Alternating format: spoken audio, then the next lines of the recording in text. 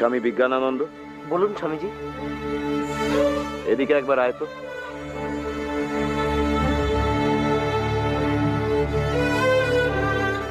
এই দেখ স্বামী বিজ্ঞানানন্দ,